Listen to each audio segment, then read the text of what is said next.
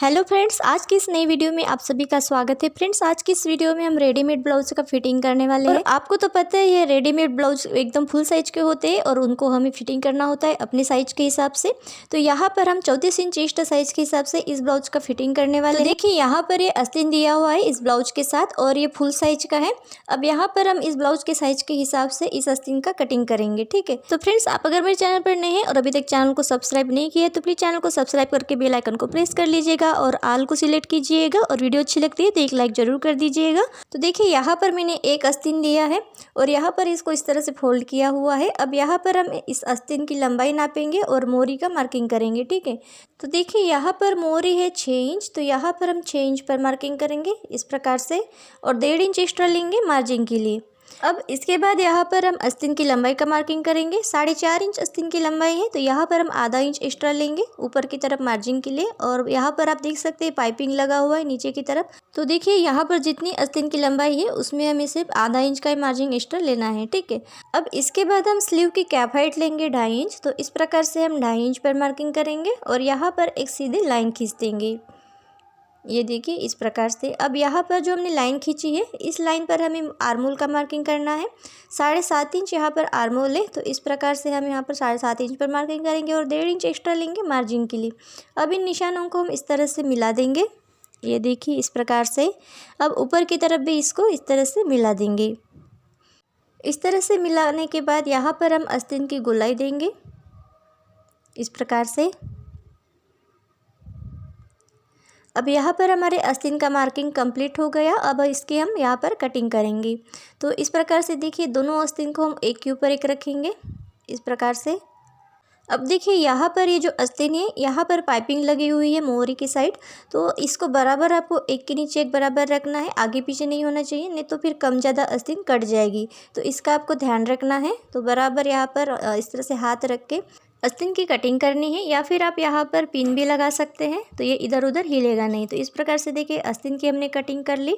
अब यहाँ पर सेंटर पर एक कट लगाएंगे और आर्मोल का जो हमने मार्किंग किया वहाँ पर एक कट लगाएंगे। तो देखिए यहाँ पर मैंने ऊपर वाले आस्तीन में कट लगाया है। अब इसके बाद नीचे वाले आस्तीन में भी हम इस तरह से कट लगा देंगे। देखिए इस प्रकार से अगर आप कट लगाते हैं तो आपको फिटिंग की सिलाई लगाने में बहुत ही आसानी होती है। अगर आप कट नहीं लगाते हैं तो आपको फिटिंग करने में दिक्कत हो जाएगी और आपकी सही फिटिंग भी नहीं आएगी। तो इस बात का आपको ध्यान रखना है। तो चलिए अब हम यहाँ पर इसके फ्रंट आर्मोल की कटिंग करेंगे। तो इस प्रकार से देखिए मैंने सीधी साइड के ऊपर आस्तीन की सीधी साइड रखी है और इस प्रकार से देखिए मैंने फ्रंट आर्मोल का शेप दिया और यहाँ से इसको कट कर लेंगे। अब यहाँ पर एक एक इस तरह से मार्किंग कर लेंगे दोनों तरफ। तो ये हमारा फ्रंट वाला हिस्सा है, ठीक है। अब इसके बाद देखिए ब्लाउज में ये सिलाई लगी हुई है, कच्ची सिलाई होती है, तो इसको हम यहाँ पर निकाल लेंगे इस प्रकार से। तो फ्रेंड्स, आपको अगर सिलाई से संबंधित कुछ पूछना है तो आप कमेंट करके पूछ सकते हैं। मैं आपके सभी सवालों के जवाब देने की जरूर कोशिश करूंगी अपने वीडियो के माध्यम से। तो देखिए इस प्रकार से मैंने इसको खोल दिया। अब इसी प्रकार से हमें दूसरी साइड भी खोल देना है। अब देखिए आपके भी ब्लाउज में इस प्रकार से आर्मोल के साइड में पाइपिंग लगा है और आप पाइपिंग रखना चाहते हैं तो आप इस तरह से आस्तीन को लगाइएगा। ये देखिए इस प्रकार से ऊपर से आपको इसको रखना है और यहाँ पर सिलाई लगाते हुए जाना है, ठीक है। तो इस प्रकार से आप आस्तीन को अटैच कर सकते हैं। तो सबसे पहले क्या करेंगे, इस प्रकार से आपको जितना मार्जिन रखना है उतना यहाँ पे मार्किंग कर लीजिएगा चौक से इस प्रकार से। इस प्रकार से मार्किंग करने से क्या होगा कि आपको बहुत ही आसानी होगी यहाँ पर आस्तीन फिट करने में। तो इस प्रकार से मार्किंग कर लीजिएगा। अब यहाँ पर हमें इस पाइपिंग को नहीं रखना है ऊपर की तरफ, तो हम इसको अंदर की तरफ इस तरह से दबा देंगे, ठीक है। तो या फिर आप यहाँ से कट भी कर सकते हैं, लेकिन मैं यहाँ पे कट नहीं करूँगी, इसको मैं अंदर की तरफ दबा दूँगी। तो यहाँ पर देखिए सबसे पहले हम यहाँ पर आर्मोल का मार्किंग कर लेते हैं। तो इस प्रकार से देखिए हम ब्लाउज को पलट लेते हैं और यहाँ पर आर्मोल का मार्किंग कर लेते हैं। 7.5 इंच आर्मोल है, तो इस प्रकार से दोनों तरफ हम 7.5 इंच पर मार्किंग कर लेंगे। आपके ब्लाउज में जितना आर्मोल है उतना आप कर लीजिएगा अपने साइज के हिसाब से, ठीक है। तो यहाँ पर हम 7.5 इंच पर इस तरह से मार्किंग कर लेंगे दोनों तरफ। अब इसके बाद देखिए यहाँ पर हमें चेस्ट का भी मार्किंग करना है। तो इस प्रकार से इसको सीधा कर लेंगे और यहाँ पर हम चेस्ट का यहाँ पे मार्किंग कर लेंगे। तो इस प्रकार से देखिए यहाँ पर 34 इंच चेस्ट है, तो यहाँ पर देखिए ये हमारा हो गया आर्मोल का मार्किंग और दोनों मार्किंग को हमें मिलाते हुए यहाँ पर चेस्ट का मार्किंग करना है, ठीक है। तो इस प्रकार से देखिए यहाँ पर 17 इंच आ रहा है, ये देखिए इस प्रकार से। तो यहाँ पर ये हमारा परफेक्ट हो गया। तो इस प्रकार से आर्म होल और चेस्ट का जो नाप होता है, ये नाप आपका बिल्कुल परफेक्ट होना चाहिए, कम ज़्यादा नहीं होना चाहिए। इसी के साथ साथ आपके आस्तीन की मोहरी और कमर दोनों का भी मेजरमेंट एकदम परफेक्ट होना चाहिए, तभी आपके ब्लाउज में फिटिंग की सिलाई सीधी आती है। तो इस बात का भी आपको ध्यान रखना है। अब यहाँ पर देखिए आस्तीन को हम यहाँ पर अटैच कर लेते हैं मेन फैब्रिक और अस्तर को। इस प्रकार से दोनों आस्तीन में इसी प्रकार से हम सिलाई लगा लेंगे ताकि हमारा जो फैब्रिक है वो इधर उधर ना हो। अब यहाँ पर देखिए सबसे पहले हम एक आस्तीन को यहाँ पर अटैच कर लेते हैं, उसके बाद दूसरा आस्तीन भी अटैच कर लेंगे। तो देखिए यहाँ पर मैं आधा इंच का मार्जिन लेते हुए यहाँ पर सिलाई लगाऊंगी। देखिए जब भी आप आस्तीन को अटैच करते हैं ब्लाउज में तो बिल्कुल एक जैसा मार्जिन लेते हुए आपको सिलाई लगाना है, कम ज़्यादा नहीं करना है। तो देखिए आस्तीन को मैंने यहाँ पर फ्रंट पार्ट की तरफ अटैच कर लिया। अब इसके बाद हम यहाँ पर बैक साइड की तरफ आस्तीन को अटैच कर लेते हैं इस प्रकार से।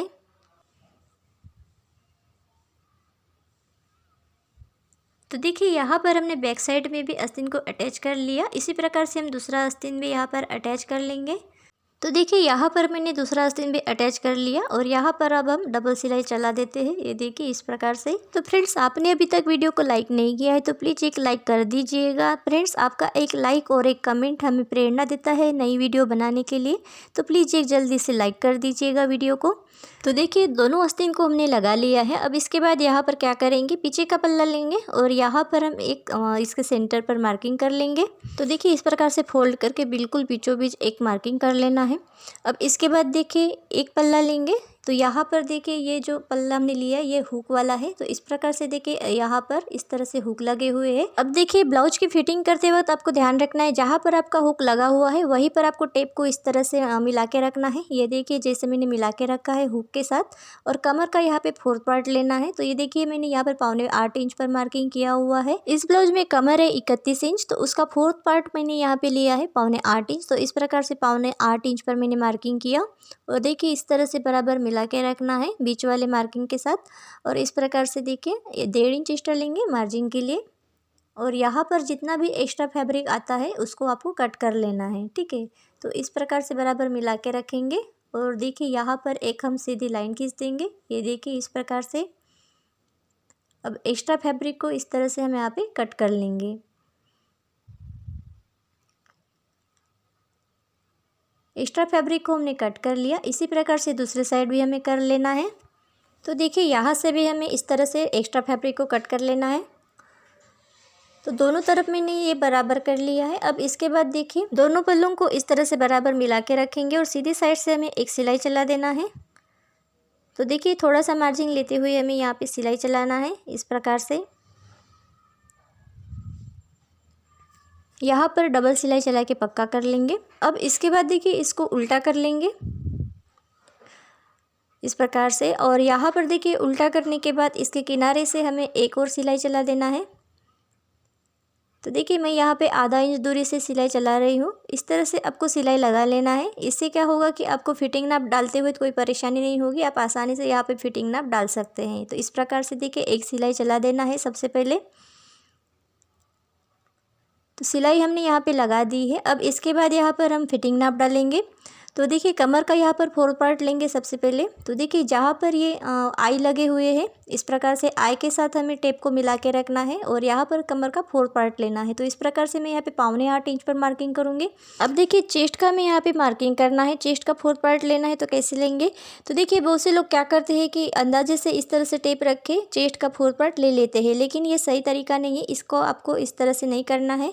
क्या करना है, देखिए दोनों शोल्डर्स को इस तरह से मिला के रखेंगे, जो सिलाई लगी हुई है उसको बराबर आमने सामने रखेंगे और गले को इस प्रकार से आपको पकड़ना है। ये देखिए इस प्रकार से। और यहाँ पर हमें एक निशान लगाना है। ये देखिए इस प्रकार से निशान लगाना है। और जो हमने यहाँ पे मार्किंग किया है यहाँ पर इस तरह से टेप को मिला के रखेंगे और उसके बाद ही आपको चेस्ट का 4th पार्ट लेना है इस प्रकार से। तो यहाँ पर देखिए मैंने 8.5 इंच पर मार्किंग किया है। अब इसके बाद यहाँ पर हम मोरी का मार्किंग करेंगे। यहाँ पर मोरी है 6 इंच। तो इस प्रकार से हम टेप रखेंगे और 6 इंच पर हम मार्किंग करेंगे। तो देखिए इस प्रकार से मोरी का भी मार्किंग कर लेना है। अब देखिए यहाँ पर हमने फिटिंग नाप तो डाल दिया। अब तीनों निशानों को मिलाते हुए हमें फिटिंग की सिलाई डाल देनी है इस प्रकार से। तो देखिए यहाँ पर जो हमने जो पाइपिंग नहीं निकाला था, जो आर्मोल में पाइपिंग लगा था, तो यहाँ पे बहुत ही ज़्यादा मोटा कपड़ा हो जाता है और मोटे कपड़े पर जब सुई चलती है तो सुई टूट जाती है। और ऐसा ही कुछ मेरे साथ भी हुआ है। यहाँ पर मेरी सुई टूट गई थी, तो यहाँ पर मैंने दूसरी सुई लगाई है। और यहाँ पर बिल्कुल देखिए जब मोटा कपड़ा हो जाता है तो बिल्कुल धीरे धीरे आपको सिलाई चलानी है। अगर आपकी नॉर्मल सिलाई मशीन है तो इस प्रकार से आपको बिल्कुल धीरे धीरे सिलाई लगाना है। तो देखिए इस प्रकार से बिल्कुल धीरे धीरे से आपको यहाँ से सिलाई लगानी है जहाँ पर मोटा कपड़ा हो जाता है। तो देखिए फ्रेंड्स, फिटिंग की सिलाई लगाने के बाद आपको इस तरह से 1-2 एक्स्ट्रा सिलाई और लगा लेना है मार्जिन के लिए। तो यहाँ पर मैंने देखिए 1-2 सिलाई और लगा दी है। तो इस प्रकार से आपको दूसरे साइड भी फिटिंग कर लेनी है। तो चलिए दूसरे साइड भी हम इसी प्रकार से ब्लाउज की फिटिंग कर लेते हैं। तो देखिए इस प्रकार से सीधे साइड से हमें सिलाई लगा देनी है और यहाँ से एक्स्ट्रा फैब्रिक कट कर लेंगे। अब इसको हम यहाँ पर पलट लेते हैं।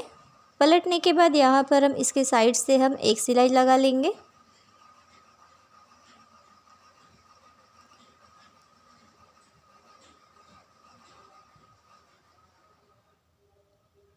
तो देखिए यहाँ पर हमने एक सिलाई लगा दी है। अब इसके बाद यहाँ पर हम फिटिंग नाप डालेंगे। तो देखिए जहाँ पर आई लगे हुए हैं वहाँ से हमें टेप को लगाना है और इस तरह से कमर का 4 पार्ट लेना है और चेस्ट का भी 4 पार्ट इसी प्रकार से। देखिए जो हमने मार्किंग किया है 20 सेंटर पर, वहाँ से हमें टेप लगाकर इस तरह से चेस्ट का 4 पार्ट लेना है और मोहरी लेंगे 6 इंच और 6 इंच पर इस तरह से मार्किंग करेंगे। अब तीनों निशानों को मिलाते हुए हमें फिटिंग की सिलाई डाल देनी है। ये देखिए इस प्रकार से। अब फिटिंग की सिलाई डालने के बाद यहाँ पर हमें 1-2 सिलाई एक्स्ट्रा और लगा लेना है। तो देखिए इस प्रकार से हमने ब्लाउज की पूरी फिटिंग कर ली है। अब इसको हम यहाँ पर सीधा कर लेते हैं। तो फ्रेंड्स इस तरीके से अगर आप ब्लाउज की फिटिंग करते हैं तो आपका कभी भी ब्लाउज का फिटिंग ख़राब नहीं होगा, बिल्कुल सही फिटिंग आएगा। तो इस प्रकार से आप भी एक बार ज़रूर ट्राई करके देखिएगा। तो फ्रेंड्स आपको ये वीडियो कैसे लगा प्लीज़ कमेंट बॉक्स में कमेंट करके ज़रूर बताइएगा और वीडियो अच्छी लगी है तो एक लाइक ज़रूर कर दीजिएगा। चैनल को अभी तक सब्सक्राइब नहीं किया है तो प्लीज़ चैनल को सब्सक्राइब करके बेल आइकन को प्रेस कर लीजिएगा और ऑल को सिलेक्ट कीजिएगा। इससे क्या होगा कि आपको मेरे सारे लेटेस्ट वीडियो की नोटिफिकेशन मिलती रहेगी और आप मेरे सारे लेटेस्ट वीडियो देख सकेंगे। तो आज की वीडियो में बस इतना ही, मिलते हैं अगली वीडियो में। Thank you.